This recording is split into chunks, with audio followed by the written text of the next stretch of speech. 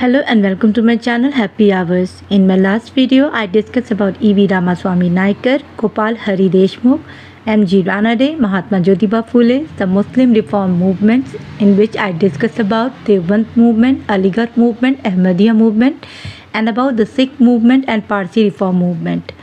In this video, I am going to discuss about economic history of India, where I am going to discuss about the impact of British economic policies. There are many dimensions under this, such as strain of wealth, commercialization of agriculture, destruction of handicraft industries, growth of agricultural labor, and rural indebtedness. So what are we waiting for? Let's start our discussion with the topic of impact of British economic policies. Under this, the first dimension is the strain of wealth.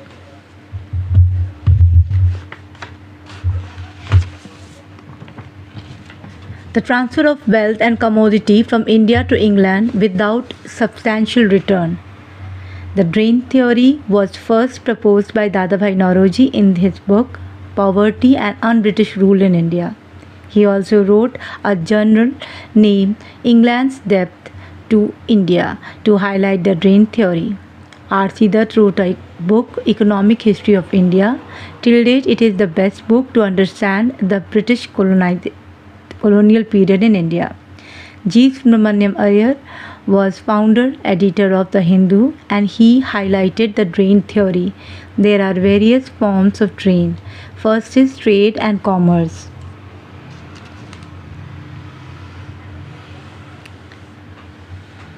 Trade and commerce.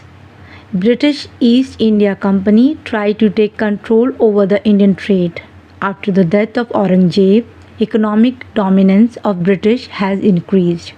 In the year 1717, Company gave Farman of free trade in Bengal, Deccan and Gujarat, which ultimately transformed into Plassey plunder. Second is the gift and exchanges. Indian Raja Nawab, in order to please the British officials, gave valuable gifts to British in the form of bullions, which means gold and silver. Third is the railway. British capitalists decided to invest in India on large scale. Railways was very favorite sector of British investors. Indians were not permitted to invest in railways. Though those British got opportunity to invest in railway, they were getting guaranteed interest and share in profit. This is double profit resulted in capital flight from India to England. The railways was serving in two ways. First, source of raw material was connected to port, and from port it was sent to England. Secondly, finished product of England was sent to countryside of India. Next is the exchange rate between rupees and pound. India always has favorable balance of trade. British colonial mode was giving too much importance to reverse the balance of trade. Exchange rate between rupees and pound was fixed in such a way that it increased British export and industrialization, and it discouraged Indian export and Indian industries. Dadabhai Naoroji demanded either no exchange rate or equal exchange rate. Next is the home charge, which was one of the most important source of drain. The constituents of home charges are as follows. First is expenditure of India House and India Council. Salary of Secretary of State. Next, the salary and pension of officers of East India Company or British officers. Fourth is the cost of army training, military purchase, cost of war. Fifth is the interest payment. And the last is dividend paid to the shareholders of East India Company. After the year 1857, 50% of the land revenue was used to pay the dividend to the shareholders. Now we have to understand the impact of these. And the first is the capital formation in England, which further boosted the Industrial Revolution. Second, the Indian village economy was destroyed and handicrafts were replaced by the British industrial product. There was a lack of capital formation, which resulted in the development of underdevelopment. Third is the transfer of precious metal, which created problem of minting of the coins, or we can say currency. Therefore, paper currency was introduced by the British. Next, and the important topic is the commercialization of agriculture.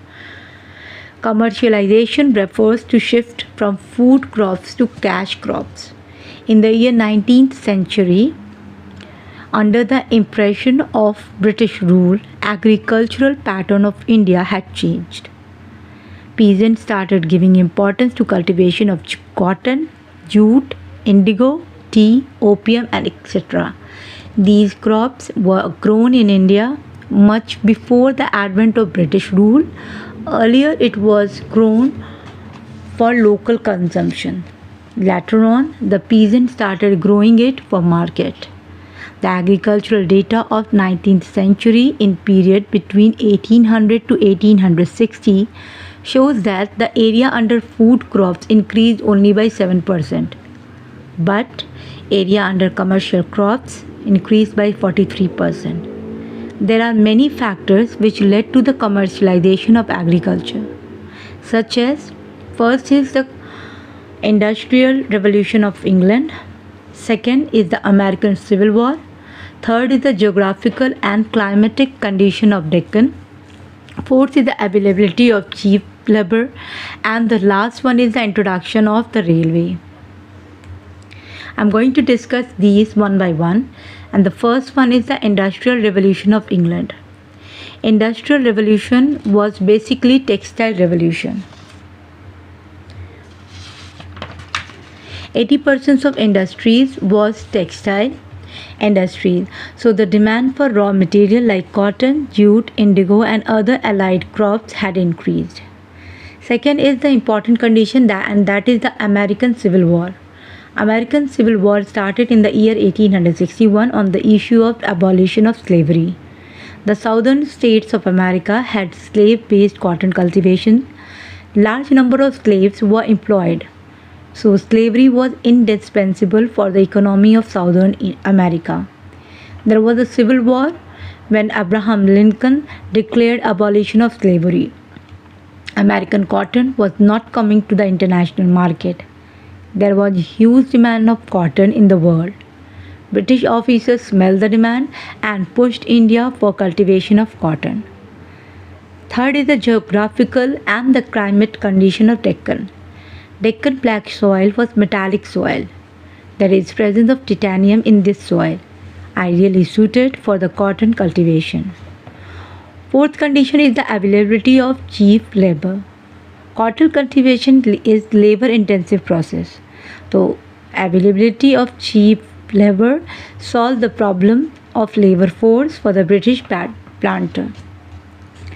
Next, and the important one, is the introduction of railway. In the second half of the 19th century, introduction of railway added speed to the process of commercialization. Now the rural market was integrated to the world market. Now we have to understand what was the nature and the problem of commercialization of agriculture. There were two types of cultivation in Deccan. First, British planters. They started cultivation of cotton on the basis of American plantation system. So under this, they were having the large lands and they employed peasants to cultivate cottons. Secondly, individual peasants having small land, but large part of it was used for cultivation of cotton. So there was cotton boom in Deccan. Regarding the problems, next, mainly there were two types of problem to the individual peasants. First, the cotton cultivation is the money intensive process, so big investment was required. There was no organized banking system, so the peasants had to borrow money from the private money lender. They charged very high rate of interest. Method of giving loan was as follow. The peasant has to give thumb impression on the plain sheet of paper, and this bond paper was considered as judicial record. Second was, British government also increased the rate of land revenue because land was used for the commercial cropping. Despite all these problems, profit margin was so high that the peasants were able to sell the cotton with the help of middlemen. They were able to pay all the dues and save some part of the profit also. But the real problem started when the American Civil War ended. The American cotton started coming to the international market, which was qualitatively superior because they were having the long fiber, due to which demand of Indian cotton declined and the price of Indian cotton was also fall sharply. Profit margin of peasant turned negative, which resulted in default payment. Finally, as a result, peasants started selling their lands in order to pay the dues. There was a large scale de-peasantization and a growth of agricultural labor. So the commercialization of agriculture has disastrous impact of Indian peasants. In 1875 there was a Deccan revolt which lasted for 4 years. This revolt was mainly directed against private moneylenders. Peasants burned the bond papers and they forced moneylenders to waive off their dues. In 1879, British government had passed Deccan Agriculturist Relief Act, in which increased rate of land revenue was taken back and the protection was given to the peasant from exploitation of moneylenders. Next is the destruction of handicraft industries, or we can say the deindustrialization. In the beginning of 19th century, agriculture and handicraft were the main basis of Indian economy. But by the end of the 19th century, handicraft lost its relevance. There are many factors which resulted in the destruction of handicraft. First is the Industrial Revolution of England. Second is the tariff policy of British. Third is the British expansionist policy. Third is the Dadni system. And the last is the inherent weakness in the Indian social system. We can say that the railway also played a role in this. Now I'm going to discuss about these one by one. The first is the Industrial Revolution of England. It was shift of man to machine. Machine-made goods were qualitatively superior and cost-effective. Therefore, demand for the handicraft decreased. Second is the tariff policy of British. The export-import policy, the taxation and exchange rate were fixed in such a way that Indian handicraft not only became costlier in international market but in the domestic market as well. Third is the British expansionist policy. In 100 years of company's rule, 60% of India has become British India. 60% of Raja and Nawab lost their states. These ruling elites were having own industries. They employed large number of artisans. Their role was like patron, and the artisans were clients.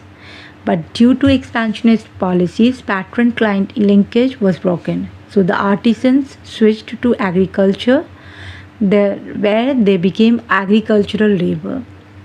Fourth is the Dadni system. It was introduced by British. The company had started transforming itself into production houses. They employed large number of artisans with the help of middlemen known as gumasta. There were two documents of contract. First was patta and the second was kabuliyat. Patta was title deed and the kabuliyat was letter of acceptance.